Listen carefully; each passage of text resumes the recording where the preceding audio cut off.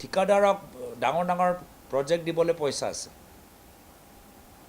কিন্তু ইউনিফৰ্মৰ ক্ষেত্ৰত তেওঁলোকৰ বিভিন্ন টেকনিকেল ক্ৰাইটেৰিয়া সোমাই যায়।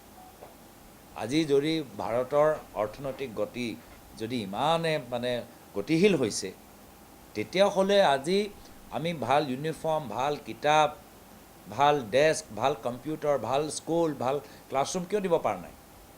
নে মাত্ৰ যি কামত ডাঙৰ ডাঙৰ ঠিকাদাৰবোৰ য'ত তেওঁলোকৰ লাভ হয়, তাতে আমাৰ গোটেই বাজেটটো যায়। আজি ইমান যে ঋণ লৈছে, এই ঋণ লোৱাৰ পিছত লাভ কাৰ হৈছে? ডাঙৰ ঠিকাদাৰবোৰৰ লাভ হৈছে, আৰু ঠিকাদাৰক এই ঠিকা দিয়া মন্ত্ৰীসকলৰ লাভ হৈছে। তো গোটেই ৰাজনীতি আজিৰ তাৰিখত মাত্ৰ পইচা, ধন, কাৰ কিমান মাটি, কাৰ কি ঠেকাৰ যোগেদি তেওঁলোকৰ লাভ হওক, সেয়া হ'ল আজিৰ তাৰিখত বৰ্তমানৰ ৰাজনৈতিক ভাষা, সংস্কৃতি, আদৰ্শ আৰু মূল্য।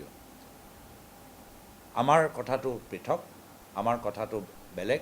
যিদৰে প্ৰায়তঃ তৰুণ গগৈদেৱে ইয়াৰ আগতে আমাৰ স্বাধীনতা সংগ্ৰামৰ দিনৰ পৰাই কংগ্ৰেছ দলে বা বিভিন্ন আমাৰ মানুহবোৰ, জনসাধাৰণে ৰাজনীতিৰ পৰা যে আশা কৰে যে মূল্যবিধ ৰাজনীতি, প্ৰগতিশীল ৰাজনীতি, ৰাষ্ট্ৰৰ উন্নয়নৰ কাৰণে ৰাজনীতি, দেশৰ উন্নয়নৰ কাৰণে, প্ৰদেশৰ উন্নয়নৰ কাৰণে এটা বহল চিন্তাধাৰা, দীৰ্ঘদিনৰ এটা চিন্তাধাৰা, সেই আদৰ্শ লৈহে আমি আগবাঢ়ি যাবলৈ বিচাৰোঁ।